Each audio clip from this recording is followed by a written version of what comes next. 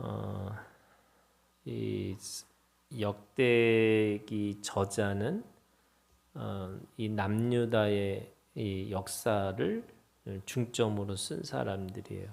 그러니까 오늘 이 다윗의 왕권은 어디서부터 시작하냐면 바로 이 예루살렘에서부터 이 다윗의 왕국이 시작됐다 이렇게 기록하고 있습니다.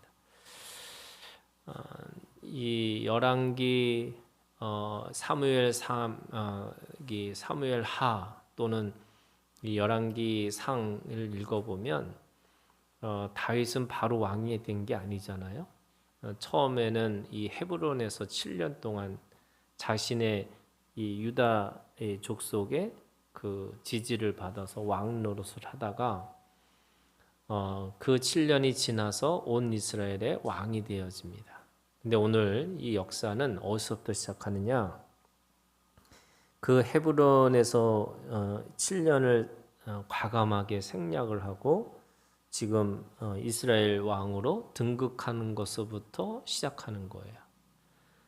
이것은 왜 중요한 거냐면 이 다윗의 왕국은 결국 이 이스라엘 민족에게 있어서는 통일 왕국을 이야기하는 거고, 그리고 온전과 완전의 하나님의 나라의 이 상징으로서의 이 다윗의 나라, 하나님의 나라가 이렇게 함께 일치되어져 있는 거예요.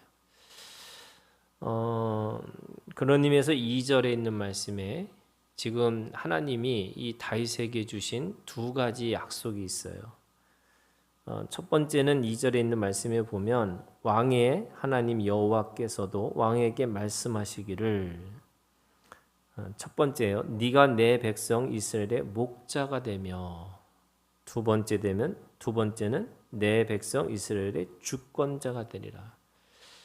그래서 이스라엘 백성들에게 있어서 이 다윗의 왕 또는 이 왕권이라고 하는 것은 두 가지의 사명이 있다는 거예요. 하나는 목자의 사명이 있고 두 번째는 이 주권자라는 통치자의 사명이라고 하는 겁니다. 목자는 이 목자라고 하는 이 사명은 결국에는 누가 누구를 통치하고 위아래의 관계가 아니라 이 생명관계라고 하는 것을 강조하고 있어요. 그래서 이스라엘 백성들의 왕은요, 세상의 왕하고 다르다고 얘기했잖아요. 세상의 왕은 자기가 하늘이고 그리고 하늘의 아들입니다. 그리고 백성들은 그 하늘의 아들에게 통치를 받아야 될 사람들이에요. 그리고 그 하나님의 이 신의 아들, 그 신의 아들들은 자신들은 무엇을 하든지 상관없어요. 이게 독재와 같은 거죠.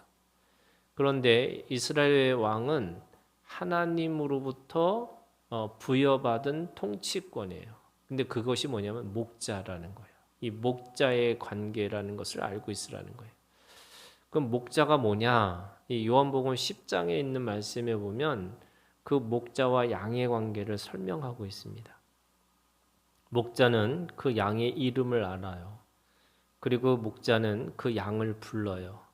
그리고 그 양을 보호해주고 지켜주는 자가 목자입니다. 그냥 지키는 것이 아니라 돈을 받고 일하는 자가 아니고 그 양과 이 이름을 안다는 것이 생명관계를 통해서 그 이 양을 목숨을 걸고 싸우고 그 목숨을 걸고 지켜주는 자가 목자입니다. 그런 의미에서 불가분의 관계, 이 생명관계가 목자와 양의 관계인 거죠. 동시에 양은요, 그 목자의 음성을 들어요. 그리고 그 음성을 듣고 쫓아갑니다. 목자를 앞서서 가지 않고 목자를 쫓아가는 거예요. 그리고 그 목자를 통해서 이끌심을 받아서 푸른 초장과 실만한 물가에서 먹고 마심으로 자라나는 거예요. 그게 지금 이 이스라엘의 왕의 사명이 뭐냐? 목자의 사명이 있다는 거예요.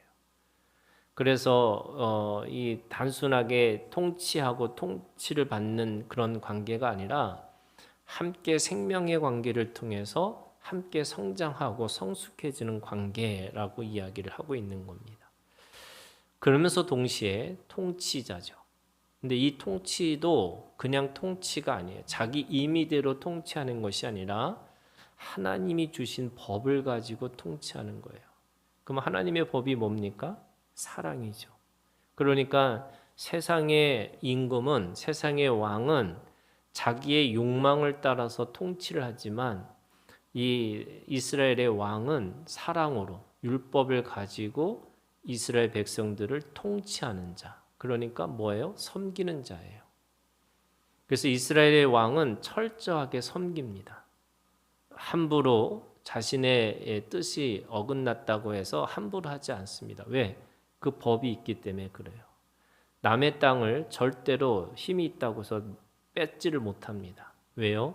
그 땅은 하나님이 경계와 지경을 정확하게 주셨기 때문에 그래요. 그래서 자신이 힘이 있다고 해서 함부로 그렇게 하지 않습니다.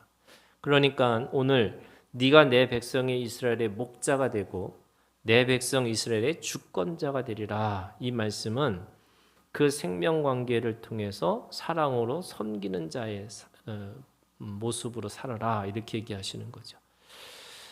그러면서 이 다윗이 진정한 하나님 나라의 어떤 이 상징적인 그런 통치의 관계라고 한다면 오늘 4절부터 9절까지 말씀은 다윗성에 대한 이야기를 합니다.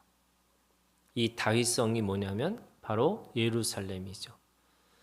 예루살렘 4절에 이렇게 돼 있어요. 4절에 다윗이 온 이스라엘과 더불어 예루살렘 곧 여부스에 이르니, 이 여부스의 원래 그 성의 이름은 여부스라는 이름이에요. 그 여부스는 부족의 이름이죠. 그러니까 그 당시에는 이 성 하나가 나라인 거죠. 하나가 그냥 여부스 족속의 나라가 되는 거예요. 그래서 그 여부스라고 하는 그 성을 예루살렘으로 바꿉니다. 여부스라는 이름을 따져보면은 그렇게 정확한 의미는 잘 모른다는 건데요. 이게 이제 이 히브리 말로 번역을 하면 뭐 밟다, 짓밟다 이런 뜻이 있어요. 그 아마도 그 당시의 족속들의 이름들이 힘이 좀 뭔가 다른 사람들이 덤비지 못하도록 뭔가 이렇게 힘 있는 것에 대한 것을 이름으로 붙여졌던 것 같아요. 그런데 그 이름을 예루살렘이라고 바꿉니다. 그 예루살렘은 우리가 잘 알고 있는 것처럼 이 살렘이라는 게 샬롬이잖아요. 그러니까 평화의 터, 평화의 도시. 그러니까 짓밟는 도시에서 평화의 도시라고 하는 이름을 가진 것이 여부스에서 예루살렘으로 바뀌는 겁니다. 오늘 그 말씀 속에는 두 번째 그 성의 이름이 또 나와요. 그게 5절에 있는 말씀이에요.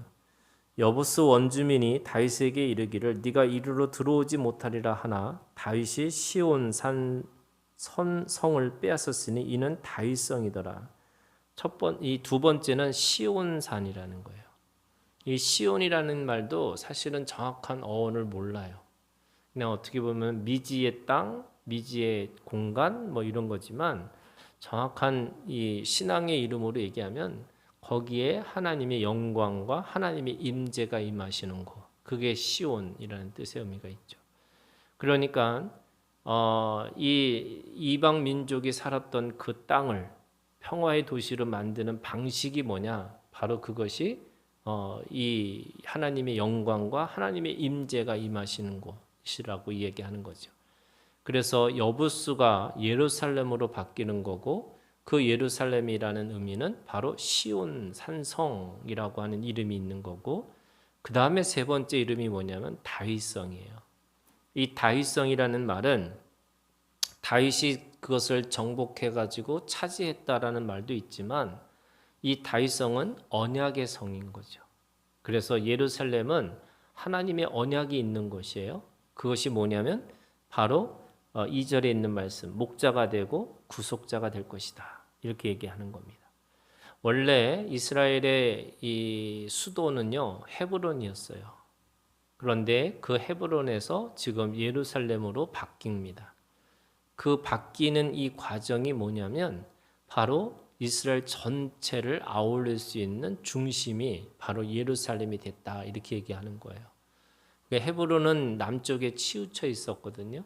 그러니까 그거를 이 중심에 잡혀서 여기가 모든 12족속의 연대를 이루고 연합을 이룰 수 있는 공간으로서의 이 다윗성, 그게 언약의 성이고 하나님의 영광과 하나님의 임재가 임하시는 성이고 동시에 그것이 진정한 평화, 서로 연대하고 연합할 수 있는 그 예루살렘의 성이 바로 이 수도로서의 역할을 또는 수도 이상의 의미죠. 거기에 성전이 있고 거기에 제사장이 있고 거기에 그 이스라엘 백성들이 이 절기를 지키고 제사를 지내는 중심지. 그래서 그 예루살렘은 정치적인 것도 있고 문화적인 것도 있지만 가장 핵심인 종교적인 중심지가 바로 예루살렘이 됐다 이렇게 말씀하고 있습니다. 그러면서 지금 이 말씀 속에 10절부터는요 다윗의 용사들이 나옵니다. 그러니까 여기에 용사들이 우두머리라고 하는 이 용사들의 이게 아주 유명한 이 용사들이잖아요. 뭐 3명의 이 용사들 또 그 밑에 또 3명의 용사들 그들을 또 중심으로 하는 각각의 용사들이 나옵니다. 우리가 뭐 읽었지만 그 이름 하나하나가 사실은 여러 가지 잘 모르는 이름이기도 하고 동시에 그 이름 속에 또 에피소드 그 각각의 그들의 이야기 그들이 얼마나 용맹스럽고 그들이 얼마나 대단한 사람들이었는지를 보여주고 있지만 오늘 이 말씀 속에 이렇게 얘기합니다. 10절에 다윗에게 용사의 우두머리는 이러하니라. 이 사람들이 온 이스라엘과 더불어 다윗을 힘껏 도와 나라를 얻게 하고. 그럼 이 용사들은 누구냐? 첫 번째가 다윗의 용사들이었어요. 그러니까 이들은 다윗을 도와준 사람들이라고 얘기합니다. 두 번째는 그를 세워 왕으로 삼았으니 이는 여호와께서 이스라엘에 대하여 이르신 말씀대로 함이었더라. 그들은 말씀의 용사들이었어요. 그러니까 다윗의 용사들이면서 동시에 하나님의 말씀을 이루기 위해서 그들이 그 전쟁을 하고 그 전쟁에서 그 보여준 그들의 헌신과 그들이 가지고 있는 용맹스러움이 있는 거죠. 우리는 그냥 이것이 그냥 전쟁을 얼마나 잘했는지 뭐 보면은 한 사람이 300명을 죽이고 한 사람이 그 블레셋 사람들을 뚫고 지나가서 이 베들레헴에서 우물가에서 물을 떠오는 그들의 그 헌신들을 쭉 여러 가지로 이야기하지만 결국 그들에게 있어서 있는 것이 뭐냐면 하나님의 나라를 세워나가는 사람들이었고 결국 다윗의 용사들이었고 그것을 통해서 결국에는 말씀을 성취시키는 그들의 그들이 진정한 용사들이었다 이렇게 얘기하고 있습니다. 10절부터 14절에서는 야소보암과 엘리야살의 그 이야기를 담고 있고요. 그리고 15절부터 25절에는 세 용사들의 이야기 그리고 아비새와 분야의 공적을 이야기하고 있고요. 26절부터 47절까지는 큰 용사라고 하는 그 큰 용사들에 대한 이야기를 합니다. 자, 그러면 오늘 말씀이 뭐냐면 용사의 우두머리라는 이 말씀이거든요. 이 우두머리, 용사의 우두머리라고 하는 이 말씀에 신앙이 있는 거예요. 첫 번째는요. 이들이 결국 그것을 통해서 뭘 하고 있는 거냐? 그들은 하나님이 그 전쟁 속에서도 하나님이 함께 하셨다라고 하는 하나님의 주권적인 신앙이 있었다는 거예요. 그래서 하나님이 내가 그 속에서 그렇게 그 일들을 감당하고 살았지 않았으면 결코 그것을 이루지 못했다 이렇게 얘기합니다. 그 베들레헴에서 물을 떠온 사람들을 이야기하면서 이 지금 다윗의 고백이 19절에 이렇게 돼 있어요. 이르되 내 하나님이여 내가 결단코 이런 일을 하지 아니하리다. 생명을 돌아보지 아니하고 갔던 이 사람들의 피를 얻지 마시리까 하고 그들이 자기 생명도 돌보지 아니하고 이것을 가져왔으므로 그것을 마시기를 원하지 아니하니라. 지금 그들은 그 한 사람 다윗을 위해서 기꺼이 희생하고 헌신하는데 그 희생하고 헌신하는 것이 왜 그렇게 하느냐? 결국 그들에게 있어서는 그것이 하나님이 이 모든 것이 함께 하셨기 때문에 그들이 하나님의 나라와 그 다윗을 기꺼이 섬기는 자가 됐다. 이렇게 얘기하는 거죠. 두 번째는요. 그들에게서 이 모든 것들이 뭐냐면 하나님의 나라를 세워나가는 이스라엘을 세워나가는 대로 그들을 세우신 거라고 말씀하세요. 그러니까 그들에게는 공동의 사명이 있었다는 거예요. 그것이 나라는 거죠. 민족을 세우고 나라를 세우는 그 사람들이었습니다. 15절에 있는 말씀에 보면 30 우두머리 중 세 사람이 바위로 내려가서 아둘람 굴 다윗에게 이를 때에 이렇게 됐어요. 이 아둘람 굴이라는 게 그들이 아둘람의 용사들이었잖아요. 근데 성경에 보면 이 아둘람에 있는 사람들은 비천하고 비루하다 이렇게 표현합니다. 그러니까 그들은 비루한 사람들이었어요. 그럼에도 불구하고 그들은 다윗을 돕고 또 이 이스라엘을 세워나가는 이 민족의 그런 용사들이 될 수 있었던 것은 결국에는 그들이 사사로운 용사들이 아니라 이 공동체를 위해서 기꺼이 희생하고 헌신할 수 있는 사명을 가지고 있었다 이렇게 얘기하는 거예요. 여러분 비천하고 비루한 사람들이 싸움을 잘하면 뭐가 되느냐? 도적대가 되는 거예요. 그러니까 그들은 도적대가 아니고 용사가 됐다는 거예요. 이거는 여러분 정말로 싸움 잘해가지고 용사가 되는 게 아니고요. 그 싸움을 왜 하느냐가 중요한 거예요. 우리가 영적 싸움을 하는데 영적 싸움이라는 게 결국에는 자기의 의와 자기의 거룩함을 보여주기 위해서 싸우는 게 아니고요. 누군가를 위해서 그것이 공동체를 위해서 희생하고 헌신할 때 그것이 사명이 된다는 거예요. 여러분 이게 굉장히 중요한 건데 사람들은 이게 자기 구원이잖아요. 다 개인적인 구원에 사로잡혀서 내가 그걸 통해서 내가 영적으로 대단한 용사가 되겠다 이렇게 얘기하는데 그 용사들은요 자기를 위해서 싸우는 자들은 도적대밖에 안 돼요. 결국에는 그냥 자기 몸 하나 지키고 싸움 잘하는 사람으로만 나올 수밖에 없는데 이들은 용사라고 하는 이름을 가지게 된 거는 그들은 그 공동체를 위해서 기꺼이 싸울 수 있는 사람들이 되는 거예요. 이것이 우리가 가지고 있는 신앙의 이 성장이에요, 여러분. 자신을 위해서 싸웠던 사람들이 이제는 공동체를 위해서 싸울 수 있는 사명을 갖는 것. 그리고 세 번째는 이들의 이 충성스러움이죠. 여러분, 이들은 헌신합니다. 기꺼이 왜 그들은 한 사람이 그렇게 뭐 300명을 죽였고 한 사람이 그렇게 블레셋 사람들을 맞서서 그렇게 싸웠고 또 그 베들레헴에 가서 그 물을 떠오는 그런 희생과 헌신을 할 수 있었을까? 그들에게는요, 그것에 대해서 기꺼이 충성할 수 있는 또 기꺼이 그것을 위해서 헌신할 수 있는 믿음이 있었다는 거예요. 그걸 통해서 그들은 진정한 용사가 된 거죠. 에베소서에 있는 말씀에 보면 우리가 전신갑주를 입으라 이렇게 얘기하면서 우리의 싸움이 혈과 육의 싸움이 아니고 영적 싸움이라고 얘기합니다. 우리가 그 영적인 싸움에서 용사가 된다는 건 어떤 의미냐? 여러분 이 세 가지의 의미가 있다는 거예요. 우리는 뭘로 부르심을 받았냐면 하나님 나라의 용사로 부르심을 받았어요. 그래서 우리는 내가 그 하나님 나라의 가치를 위해서 싸우는 자가 되는 거예요. 영적이라는 거는 여러분 보이지 않는 거잖아요. 그럼 뭘 가지고 싸우는 거냐?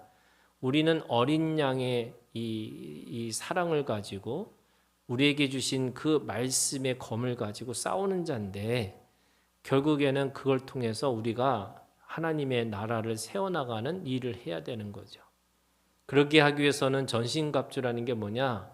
구원의 투구와 의의 흉배와 진리의 허리띠와 평안의 신과 그리고 그 믿음의 방패를 가지고 성령의 검을 가지고 싸우라는 거예요. 네, 여러분 구원, 의, 진리, 평안, 믿음 다 뭐예요?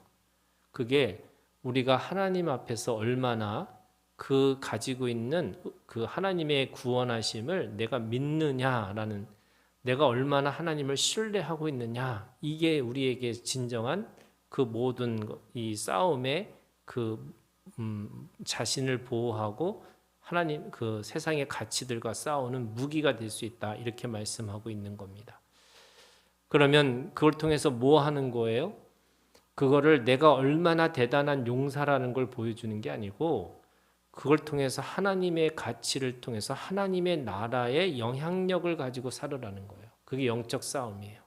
그리고 그 진정한 이 로열티 내가 하나님 앞에 충성스러움이라는 거는 결국 그 하나님의 구원하심과 하나님의 의로우심과 하나님의 진리이심과 그리고 하나님의 평안과 또 하나님을 향한 믿음과 그래서 하나님의 말씀을 가지고 하나님 앞에서 하나님의 나라를 세워나가라 이렇게 말씀하고 있죠. 여러분 이스라엘의 이 용사가 됐던 것처럼 오늘 우리가 하나님 나라의 용사로 그래서 용사의 우두머리로 살아가는 오늘 우리의 믿음이 되기를 주님의 이름으로 축원합니다.